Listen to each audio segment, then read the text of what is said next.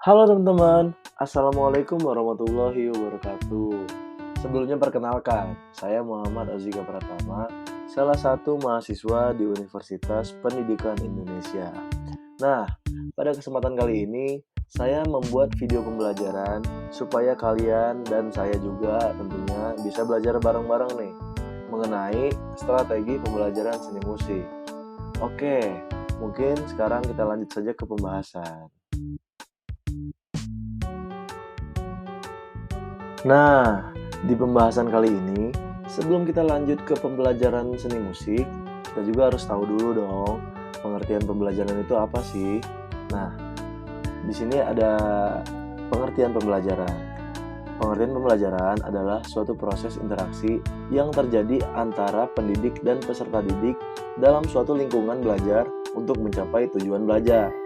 Pembelajaran juga harus didukung dengan baik oleh semua unsur dalam pembelajaran yang meliputi pendidik, peserta didik, dan juga lingkungan belajar tentunya.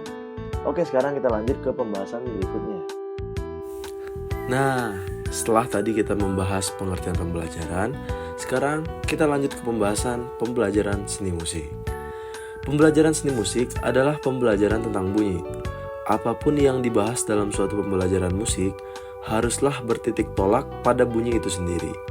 Sedangkan arti musik itu sendiri adalah suatu hasil karya seni bunyi dalam bentuk lagu atau komposisi musik, yaitu irama, melodi, harmoni, bentuk atau struktur lagu, dan ekspresi sebagai satu kesatuan. Nah, sampai sini semoga kalian paham ya tentang pembelajaran seni musik tentunya. Oke, kita lanjut saja ke pembahasan berikutnya. Sekarang kita lanjut ke pembahasan komponen pembelajaran. Menurut Omar Hamalik, ada 7 komponen dalam pembelajaran di mana satu dengan yang lain saling terintegrasi, yaitu yang pertama, tujuan pendidikan dan pengajaran. Yang kedua, peserta didik atau siswa. Yang ketiga, tenaga pendidik khususnya guru. Yang keempat, perencanaan pengajaran sebagai segmen kurikulum. Yang kelima, strategi pembelajaran. Yang keenam, media pengajaran. Dan yang ketujuh, evaluasi pengajaran. Nah, semoga sampai sini kalian paham bahwa ada 7 komponen dalam pembelajaran yang saling terintegrasi. Nah, di poin kedua itu ada peserta didik atau siswa.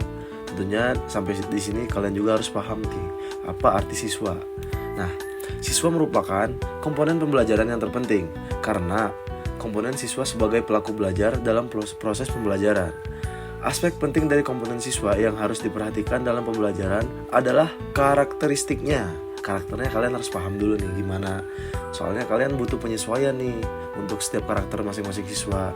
Nah, siswa juga adalah individu yang unik dan memiliki sifat individu yang berbeda antara siswa satu dengan yang lain.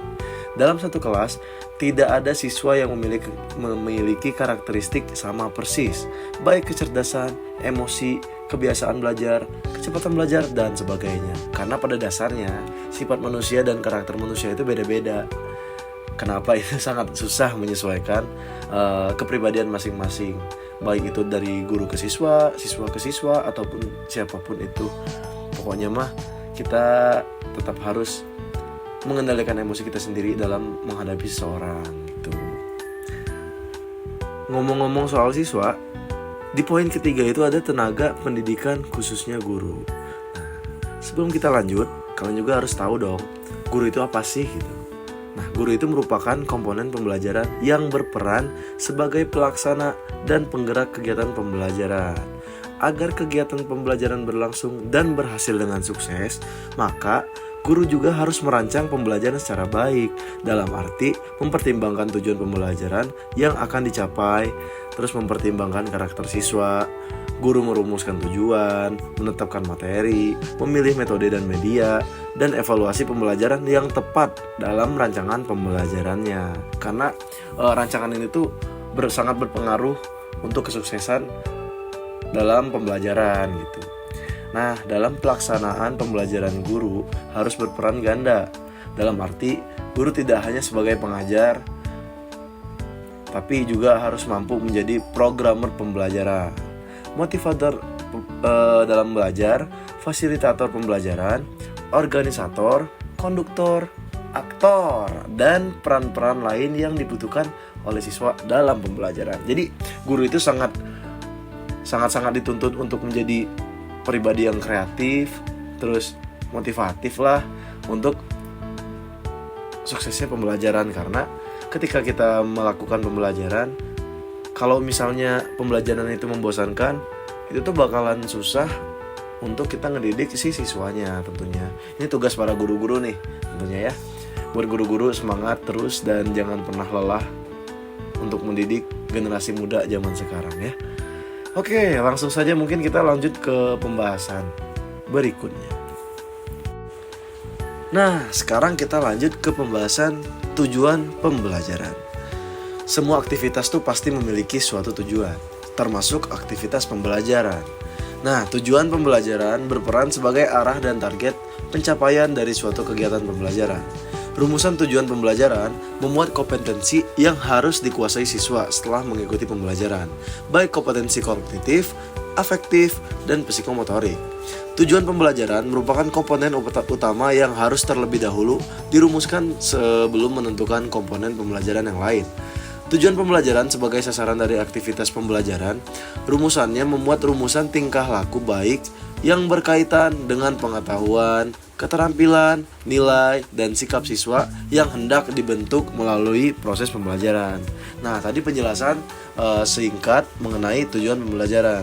Semoga sampai sini teman-teman paham makna dari tujuan pembelajaran itu sendiri gitu ya, dan semoga kalian kebayang gitu nanti tujuan pembelajaran kalian itu seperti apa sih, dan ini sudah saya jelaskan tentunya ya.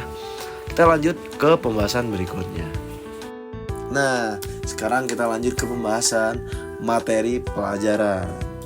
Materi pelajaran merupakan komponen isi pesan dalam kurikulum yang harus disampaikan kepada siswa. Komponen ini memiliki bentuk pesan yang beragam. Ada yang berbentuk fakta, konsep, prinsip atau kaidah, prosedur, problema, dan sebagainya. Komponen ini berperan sebagai isi atau materi yang harus dikuasai siswa dalam proses pembelajaran. Perluasan kedalaman dan sistematika materi pelajaran telah tersusun secara sistematis dalam struktur organisasi kurikulum sekolah. Selain itu, setiap pembelajaran akan dilaksanakan, hendaknya guru memahami karakteristik isi pesan pembelajaran yang akan disampaikan. Tadi sebelum kita membahas materi pelajaran, kita juga membahas tuh kan komponen pembelajaran yang ada 7 tadi. Itu salah satunya ada di saya jelasin itu tentang karakteristik, dan ternyata di sini juga dibahas lagi gitu. Ternyata berapa pentingnya gitu ya karakteristik siswa atau guru itu kita harus saling memahami gitu. Nah, kenapa guru harus memahami karakter isi pesan pembelajaran yang akan disampaikan? Itu agar tidak salah dalam memilih strategi pembelajarannya. Biar nggak salah juga interaksi pembelajaran, pengelolaan kelas, pemilihan bahan pembelajaran, dan media pembelajaran. Serta nanti di akhir ada alat evaluasinya biar nggak salah gitu. Oke, mungkin cukup buat materi pelajaran. Semoga kalian paham, dan langsung saja kita lanjut ke pembahasan berikutnya. Oke, sekarang kita masuk ke pembahasan metode pembelajaran. Mungkin dalam pembahasan kali ini saya tidak akan membahas banyak karena sebelum-sebelumnya juga udah termasuk ada penjelasan mengenai metode pembelajaran. Nah, langsung saja. Metode pembelajaran adalah komponen cara pembelajaran yang harus dilakukan oleh guru dalam menyampaikan pesan atau materi pembelajaran agar mencapai tujuan pembelajaran. Metode pembelajaran berperan sebagai cara dan prosedur dari kegiatan pembelajaran. Setiap metode mengajar selalu memberikan langkah-langkah kegiatan pembelajaran yang harus dilakukan oleh guru. Metode pembelajaran dapat dikelompokkan dalam 3 kelompok, yaitu kelompok metode yang bersifat monologis, kelompok metode yang bersifat dialogis, dan yang terakhir atau yang ketiga yaitu yang bersifat kreatif. Mungkin untuk arti ketiga metode ini kalian bisa cari aja di Google, dan banyak banget itu penjelasan mengenai sifat-sifat metode ini tentunya. Oke, sampai sini semoga kalian paham dan semoga kalian tidak malas untuk searching arti ketiga sifat metode ini ya tentunya. Dan sekarang kita lanjut ke pembahasan terakhir nih. ada evaluasi pembelajaran. Oke, kali ini langsung saja kita membahas evaluasi pembelajaran. Evaluasi pembelajaran merupakan komponen yang berperan untuk menetapkan keberhasilan dan kegagalan aktivitas pembelajaran. Evaluasi pembelajaran ini tentunya tak hanya itu aja ya penjelasannya, karena sebenarnya evaluasi pembelajaran itu ada tiga bentuk evaluasi dalam pembelajaran itu sendiri tentunya ya. Yang pertama itu ada evaluasi program pembelajaran, yaitu evaluasi yang dilakukan untuk mengetahui seberapa berkualitasnya program pembelajaran yang telah dirancang dan dilaksanakan. Kedua, ada evaluasi proses pembelajaran. Evaluasi itu adalah evaluasi yang dirancang untuk mengamati proses pembelajaran yang sedang berlangsung. Artinya, dengan evaluasi proses dapat diketahui bahwa aktivitas siswa selama pembelajaran, aktivitas guru selama pembelajaran berlangsung, dan bagaimana keterampilan guru dalam membuka sampai dengan menutup pembelajaran tersebut. Dan yang terakhir nih ada evaluasi hasil belajar. Ini yang paling penting menurut saya, karena ketika hasil belajar tidak dievaluasi itu tuh sangat benar-benar kayak kita nggak tahu kesalahan kita selama kita mau menjalani proses hasil belajar itu apa sih, dan hasil belajar itu juga sendiri itu sangat penting buat dievaluasi karena bakalan menentukan langkah kita ke depannya gitu.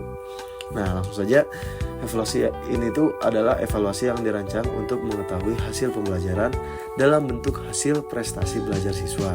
Hasil belajar akan nampak pada tingkat penguasaan siswa terhadap kompetensi dan pengalaman belajar yang dipelajari selama proses pembelajaran.